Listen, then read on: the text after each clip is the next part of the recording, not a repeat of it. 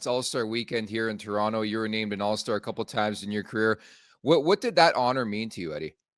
Well, it's definitely a great time of the year. It's a nice time to get with some of when I was a younger player, get some of my heroes.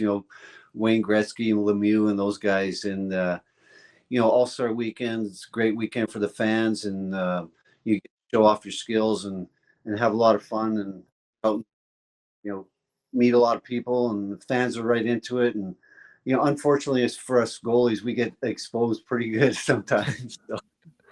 Yeah, Eddie, obviously, the All-Star games can be pretty open. And throughout your career, you were a workhorse, right? You played a ton of games, a lot of seasons, even 70 games a year. That's obviously changed. Now they try to have 2 rotations. How did you manage, the body, the mind, especially with All-Star break, right? You weren't getting those breaks. You were playing in All-Star games, and majority of your years, you're gearing up for a big playoff run. Yeah, I was always an all-around athlete, played a lot of different sports. I did triathlons. I was a great runner, track and cross country. So I was in great shape. I had a lot of endurance. The max VO2 tests, I was always at the top of the heap. And I think that allowed me to recover, from game to game, practice to practice. I just felt fresh most of the time. And, with the competitive nature that I had, you work through the things when you're tired and injuries and stuff like that. Also, back then, I think the schedule was probably a little bit better for us guys. It was spread out a bit more. So in between games, we weren't playing, every second day. The schedule it gave us sometimes 3-4 days in between games. Yeah, we played obviously back to back quite often, but I think the schedule was just a little bit longer. Nowadays it seems like they're playing every second day. And I had coaches that would allow me to have a day off, or take it easy in practice when I was a little bit tired, or played a lot of games in a row. And that makes a huge difference when you have a coach that can do that for you. And so I'm glad you brought that up, because obviously Hut's played in the NHL most recently as a couple of years ago. And the position, even from back in your day, has changed tenfold, where it's like really, really evolved. We're a tandem. It's all about a tandem system. And I was just curious to get your opinion on the way the position has changed. And obviously you're saying a lot of it has to do with the schedule these days, right? It's a lot different, a lot more strenuous than back in your day, right? Yeah, for sure. I think if you can, have a couple of guys that are on the top of their game and help the team win on a regular basis, especially for the first half of the season, and rotate them through that way, they're not going to be as tired going into the second half. I always tried to focus my game, from January on. I was focusing on getting ready for the playoffs. I made sure I had all my equipment ready for the playoffs, make sure that everything felt great and the body was feeling good. I think when you have 2 guys that can play, that's a positive. But at some point after January, you got to pick a date where you're going to kind of go with one guy, because the team has to get used to one guy in the playoffs. When you have a guy that's hot, and I think last year or the year before, was it Boston? They started rotating goalies in the playoffs, and the team has to get used to the goalie. They play differently sometimes for one guy versus the other, and the whole pregame ritual and the warm-ups, guys get used to doing it a certain way. So at some point, after January, you got to kind of go with a horse, I believe, and you stick with that guy throughout the playoffs. And in the history of the game, it's kind of worked that way for the most part. For me, it worked that way. If I was playing game after game, I got into my rhythm. I could work through things, a lot easier. And you've seen teams that have tried to do it the other way, and come playoffs, it's tough to get through that first round sometimes. Yeah, and sadly, I would say the age of the workhorses is flowing out. I mean, you look at even some of the names at All Star Weekend, a lot of a different story, with exception, of course, to a guy like Connor Hellebuck. Thatcher Demko is going to be there. Jake Onger, younger type guy, a Russian, and Igor Shesterkin. Do you have some guys that you just really enjoy watching right now? Well, Jake is fun to watch here in Dallas. I'm in Dallas, so I get to see him. He has a little bit of that old school way where he's acrobatic and making those pretty amazing saves. I love stuff like that. I was that type of goalie, do whatever it takes to stop the puck. If you're diving around, who cares? As long as you get the job done, you don't have to look pretty doing it. So I like those type of goalies. Do whatever it takes. Athleticism, obviously a huge part of his game. It's just it's fun to watch. Eddie, honestly, looking up to you, making my way into the NHL, and a guy like you, I grew up watching, and I feel like for you, you always had so much confidence, and you were just a guy that, you wanted to be in the big game, and you knew you were going to get the job done. I think for me, that was something I had to grow into. I got to the NHL, was almost a bit overwhelming. Then as I got there, I got more internal confidence and just almost arrogance to myself internally to be like, hey, I'm the man. How did you get that? Was that naturally easy for you, or something you kind of grew into, as you played? Because you're well known for that. And obviously everybody knows you got the job done and you won a Stanley Cup. Yeah, I think I was born with it. Thank God for that. He gave me that competitive nature and the confidence, and I hated losing at everything. Ever since I was like 4 or 5 years old, didn't matter what we were playing, I hated losing. And like I said, I played a lot of sports, which I think helped all that. I played basketball, which I was way too aggressive in basketball and got kicked out, fouled out almost every game. So you had to learn how to control that temper and that focus over a long period of time. And thank goodness I did play all those other sports because once I got to the NHL, I was still very aggressive. Probably led the league in penalties quite often as a goalie. And but you got to have that focus and that confidence. You got to be your own best friend. Carter, as a goalie, bad things happen to us, bad luck, and you just sometimes when you're younger, you get pissed off at yourself and you get down on yourself, and then next thing you give up another 3 goals, and it just snowballs into a 3-game, 4-game losing streak. So I'd learned from Cal Botterill in Chicago. He was our sports psychologist. Mike Keenan brought him in. He's from Winnipeg, Manitoba. Him and I got off to a great start. I loved him.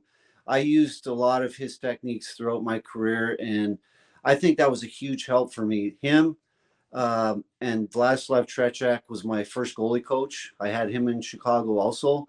So I had those guys in my corner that could help, tame me, I guess, and control the mind, help control the mind.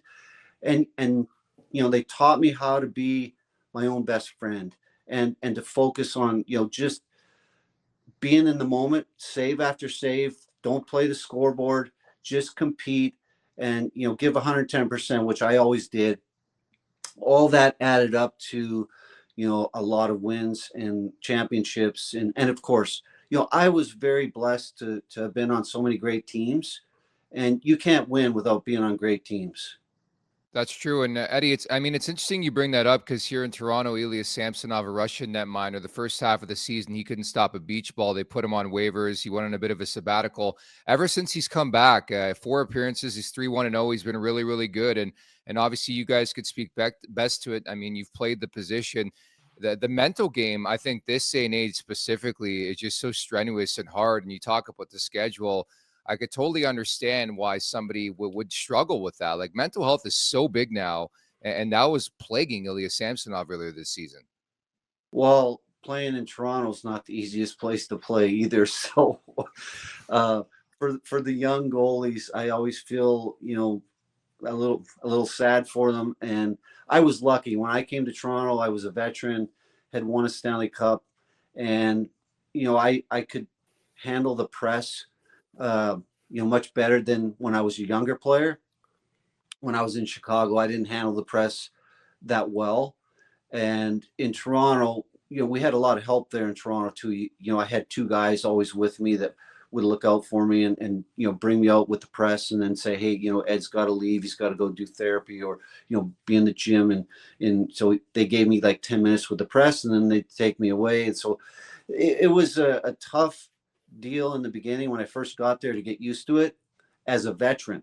So the young guys nowadays, I like I said, I feel a bit sorry for them, but sometimes, it takes a kick in the ass. You get knocked down, and the cream always rises to the top. And I've been knocked down many times throughout my career and my life, and you got that inner strength, and you just say, hey, I got to be better.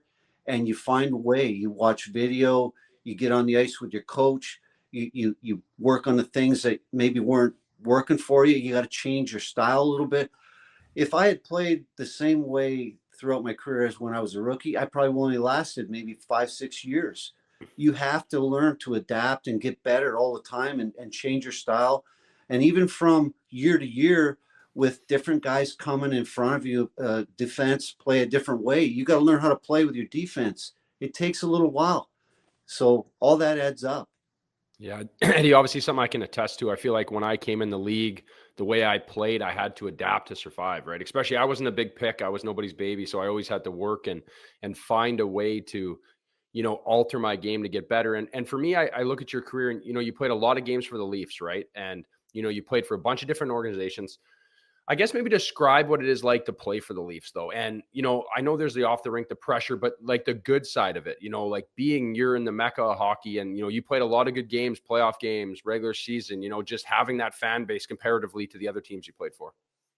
I absolutely loved it. And I love being, part of an organization that has the history, part of a city that has history and loves the game so much. And everyone's focused on the game, the Leafs. And I just absolutely loved it and cherished it. Loved going to the rink every day. Pat Quinn was our coach and GM. I loved him. He treated the boys, first class, treat us like men. And it was just an honor to play for the Leafs. And I just wish we could have, raised the cup while I was there. That would have been amazing. Oh shit, you're saying that it's been like 50 plus years. We're still waiting for that Stanley Cup, Eddie, in this market. It's just every year. But I totally understand that. You talk about Pat Quinn. You talk about 2002 when you signed that contract on July 2nd. Maybe take us behind the scenes, like how everything came together and you became a member of the Toronto Maple Leafs. Because the one thing people forget is that you had the pressure of filling the big boots of a guy like Curtis Joseph too, right? Yeah, so that was quite an interesting deal there. I was actually talking more with Detroit at the moment, leading up to July 1st free agency. And my agent, Ron Seltzer, was like, Ed, I think we're going to end up signing with the Red Wings. And all of a sudden, July 1st, midnight comes and we get a call from Toronto. And we're like, where did that come from? Well, little did we know Curtis left Toronto and signed with the Red Wings, and the Red Wings chose Curtis over me. And I said, okay, well, that's awesome because I love the Maple Leafs. That's my mom's favorite team. So let's go. And, signed the contract. Pat Quinn, I loved him right from the start. Always looked up to Pat, and, it was just an amazing time. Obviously, being through free agency myself, having similar things, there's only so many seats at the table, right? I think people don't understand that. And obviously the category that you and Curtis Joseph are in are a lot different than the category I was in, but in the same sense, right? There's only so many jobs. And I don't know if people understand totally how that works. And, the pressure that went on over your career, even as a guy, you're trying to make this right decision, is that something you guys would always have thought into, or would you go and do you ever have your teams kind of slotted out? You knew where you wanted to be, and how was that process for you? Yeah. So Ron Seltzer, my agent, and Buddy Voth, my manager, we would get together and talk about the different maybe opportunities that might be available, leading up to July 1st. And when I was in San Jose, I was traded from Chicago to San Jose January 26th of 97. So I was in San Jose only for about 3 months. the end of the season. And it was a tough go. I had back problems at the time. I think in my second game with the Sharks, I blew out my MCL, so I was playing with a brace and my back was messed up, so they didn't sign me. July 1 was approaching, and we narrowed it down to a few teams. And one of the teams we narrowed down was the Dallas Stars. And again, midnight comes on July 1st, and we reached out to Bob Gainey and Dallas Stars and said, "Hey, we're interested. Are you guys interested?" And so one thing led to another, and I ended up being a Dallas Star and winning the Stanley Cup there. So we did our research. Bob Gainey, amazing general manager, and obviously the history of the Montreal Canadiens and the Cups, and the type of player he was, and you could see what type of team he was putting together there in Dallas, and we wanted to be part of that and be a part of a team that could have a chance to win the Stanley Cup, and that was my dream, was to win that cup. It's really amazing how stuff works out. And I just referenced this market. They obviously have a really good team. They have Austin Matthews. I'm sure you've had a chance to check him out. He's going to be a prolific name here at All-Star Weekend. Willie Nylander's been great. Mitch Marner. Like, there's an embarrassment of riches on this Maple Leafs team. Can you imagine being a goalie facing off against these guys? It's crazy. Oh, they're amazing skilled players nowadays. Obviously, the game is faster. A lot more skill involved. They've created the time and space for those type of forwards to be able to show off their skills. The sticks are so much better nowadays. They shoot, just a snapshot, from these guys is probably 100 miles an hour. So they just rip the puck with a little, kind of like Brett Hull did back in the day. Puck was on a stick and was, he had that 85 flex, and it would just whip off of there so fast. It would definitely be a challenge to play against these guys. I think I would enjoy the challenge. I always enjoyed those type of challenges, but when you got those kind of skill guys, that's an important part to winning, obviously. And I feel like, with us in Dallas, we had Joe Nieuwendyk, we had Mike Modano, Brett Hull, but we had the other guys that were behind those guys. Carbonneau, Mike Keane, Verbeek. We had a lot of gritty guys, that would go into the corners. Yuri Lettinen, Selke Trophy winner. You got to have those guys to support those skill guys. And when you have that combination of that grit and the guys who play, tough defensively and on PK, like we had in Dallas, it allows those skill guys to shine. And that's the really tough thing, I think, in the league to try and create and for the GMs to replicate. But you look at the teams who have won the Stanley Cup, they have both. And great goaltending. Yeah, no, I was just going to say, especially in a salary cap world, it's just really, really difficult to do. And we talk about that all the time in Toronto. It's based off the core four and then everybody else. And just finding the depth has been really, really difficult. Lastly, tell us about Belfour Spirits. Yeah, so we make bourbon whiskey and rye whiskey. Rye is my favorite. Obviously, being from Canada, I grew up drinking rye whiskey. So been at it for about 9 years almost now. We're looking forward to coming to Canada. We've been trying to do that. COVID was a tough deal for us. We launched in October of 19 with our products. And then I wasn't able to come to Canada for about 3 years. So we're looking forward to bringing Belfour Spirits to Canada and sharing our great rye whiskey and with fellow Canadians. And it's been a lot of fun, very social environment, just the same as it was for my hockey career. People don't realize nowadays with social media, the guys can't go out and have fun like we did when I was a rookie and a young player in the league. I tell this story quite often. When I was a rookie, first time going to Winnipeg, I grew up just an hour from Winnipeg in Carmen, Manitoba.